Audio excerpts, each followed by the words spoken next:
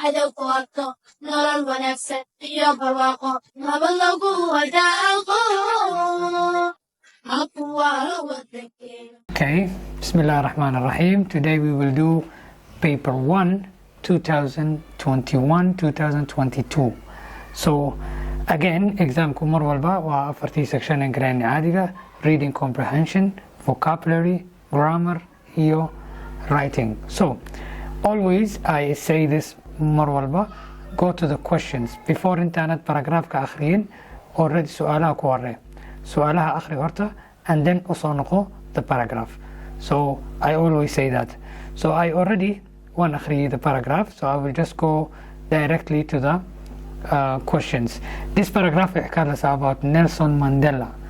So when Mandela was born, gormu dhashay, direct question, su'aal cad toosan weeyaan, gormu dhashay, taariikh ma laga rabaa. So Mandela was born in 18 July 1918. What crime maxaa lagu haystay, crime nooceeya amba dhib nooceeya was Mandela accused to? maxaa lagu soo xidhay ninka odayga Nelson Mandela? He was accused of sabotage and other charges iyo tuhmada kale. Sabotage is markuu qofku dalkiisa u xun yahay amba dalkiisa khiyaamayo. The judges and qaadigu amba inta qaadiyiinta meesha ka ahaa would agree waxay ku heshiiyeen to the demands of the senior prosecutor. Prosecutor is lawyer ka markii hore soo xiray Nelson Mandela, and impose waxay rabeen inay soo go'aamiyaan death penalty. Death penalty macnaheedu waxay tahay inaa la dilo, inay tahay yani arrin u dhiganta inaa la dilo. Number 4, name the court, maxkamadda where Mandela cases were opened. maxkamadda furtayba casekiisa maxkamadii ahayd, magaceega waxaa la yidhaahaa Pretoria Supreme Court. magaceega la yidhahaa Pretoria Supreme Court. The word sabotage in the passage means, macnaheegu waxay tahay deliberate damage, qofka sameeya damage au ugu talagalay, that is done to the enemy or to his country. Deliberate damage, wax au bilcaani qofkaas ugu talagalay damage inuu gaarsiiyo dalkiisa amba dadkiisa. Who was Mandela?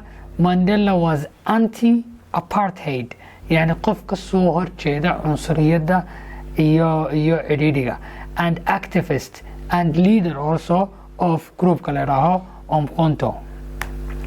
Number 7, the word attorney.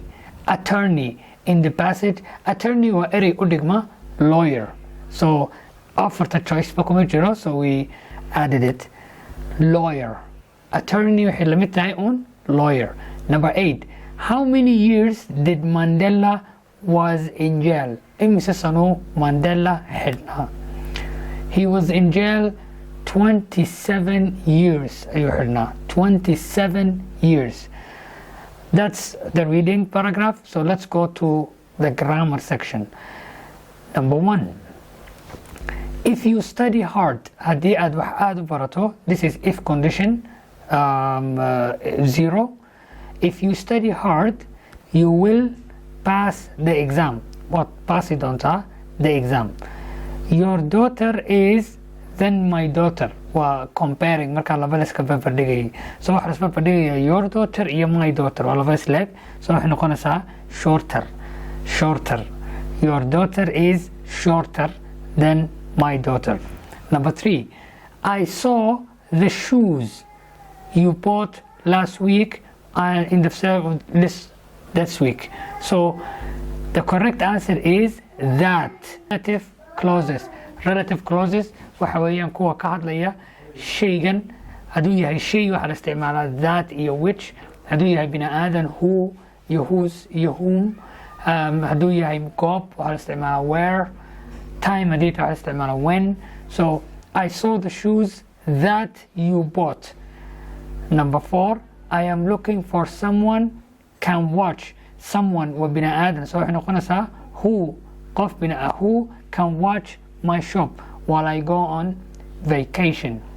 Number 5, the lady still waa bini aadan, the lady whose name ay magaceegu tahay, whose name is Aisha, is cleaning the house.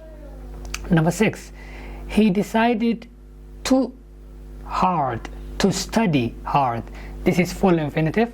He decided to study hard. Number 7, what time will you come? Imsada iman doontaa. I will come when marka aan dhameeyo my project, when I finish my project. Maha unless, maha where, maha if. When. Number 8, I will not be able to do it. Ila ma aha inaan karayo inaan sameeyo unless you help me. Ila had i caawiso. Ila ma aha yani inaan qaadi karayo adoo ila yar qaabta mooyaane, unless you help me. Number 9, it gets dark, we are going to observe the stars. So this is conditionals. So if it gets, present simple, we are going to observe the stars. I would like to sit down here if you don't mind. Again, if you don't mind. You turn off the light, I won't be able to see. Again, if you turn off the light, haddii aad tiriga damiso, I won't be able to see. Waxba arki kari maayo. Number 12, the weather is nice. At the weekend we will go to the seaside. Again, this is also if. If the weather is nice, haddii uu jawigu degan yahay, at the weekend we will go to the seaside. Waxaan tagnaa badda. Number 13, the clubhouse in the meeting was housed about 200 people. So kuwan again were relative clauses kuwii la oranayay, which, where, that, iyo whom. So the best answer is where. The clubhouse, goobtii, in where the meeting was held. And also which is also correct. You can say where or which in which the meeting was held. Housed about 200 people. So number 14, you can choose one person you like to share the project. So you can say you can choose one person, whomever you like, to share the project with. Yani. Number 15, the cyclist keep a skill who won the race trained hard. Who wa bini aadan, the cyclist is a human, so you say who. The cyclist, who.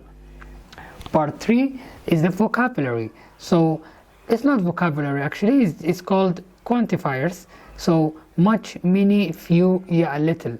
Afartaba waa quantifiers, waxaana loo isticmaalaa for nouns ka lagu horeysiiyaa.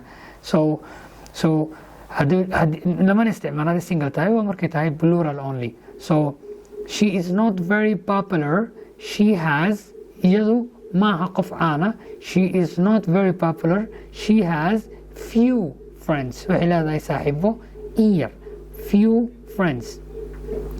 Ali is very busy these days. She has little free time. Because few, kii hore, friends were countable. Asxaabta wax la tirin karayo waa countable.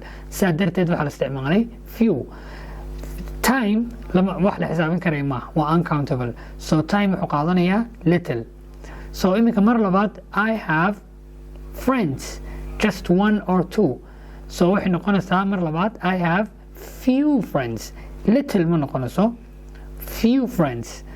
Number 4, do you take photography when you were in a holiday? Do you take many photographies and photographs when you were in a holiday? Number 5, how time do you need to finish this work? How much and how many? So the best is how much, because much is for uncountable, many is for countable. So how much? This one imika is people. People usually waxay ka tirsan tahay uncountable, but we use many. Number 5, how much ama how many. Time was uncountable, so we say how much time do you need to finish the work. Number 6 is people. People usually is counted as uncountable. Like I say, we use for it many or few. So many people or few people, both are correct.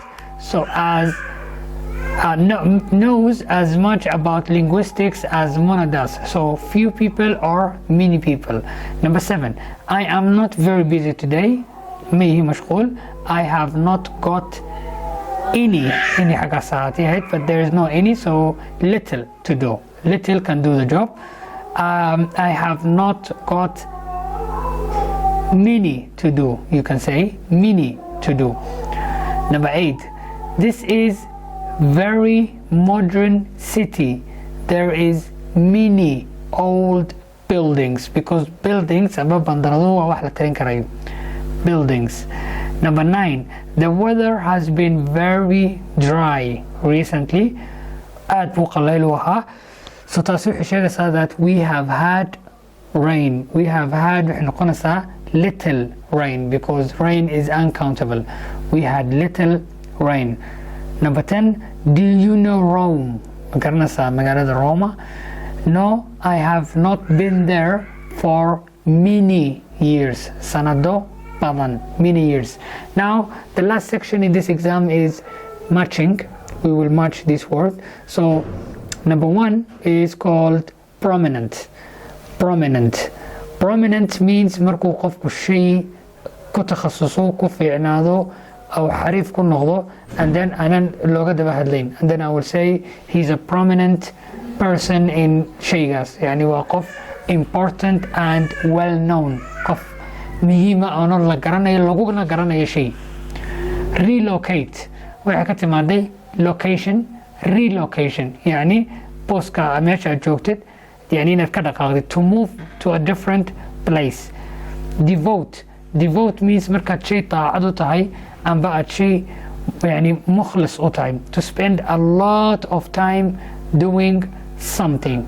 To spend a lot of time doing something. Number 4, fundamentals. Fundamentals. Fundamentals means the basic of something. يعني شيء كست basic كيسا steps كيسا basics كيسا is called the fundamentals. So the most basic important aspect. Goods. Goods waa alaabta, especially marka la tago raashinka oo kale waxa loo yaqaana goods. Goods F, things that are made to be sold. shay la sameeyay loogu talagalay in la iibiyo. bidaaca يعني بضاعة. 6, expands. It's going to be to expand. waxay ka dhigan tahay marka shay la weyneynayo, to make it larger in size. Mankind, bini aadanka. Mankind, all humans, bini aadan oo dhanba. Mankind, insaanka yani iyo wixii lamid oo dhan.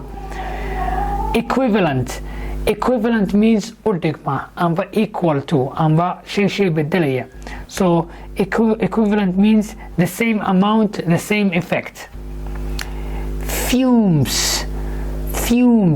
It means markuu gaasku amba dabku au yahay gaas daqa qofka aanan u fiicnayn ayaa la yidhaha fumes. Like markay meel gubanayso oo kale qiiqa kasoo baxaya, gaadhiga qiiqiisa oo kale is not healthy, so waxa la yidhaha fumes. These types of gas is called fumes. And finally, pollution is any kind of damage. haddii tahay water pollution, haddii tahay air pollution, street pollution, any type of damage deegaanka amba bulshada loo geysto. So the last part in this section is the writing, and there are 2 types of writings, hagan fishing iyo cultivation. So midka doonta dooro, introduction, body, conclusion, you can use intaba. So thank you so much for your time and wish you the best of luck. nolol wanaagsan iyo barwaaqo nabad lagu wadaago habku waaro wadankeenu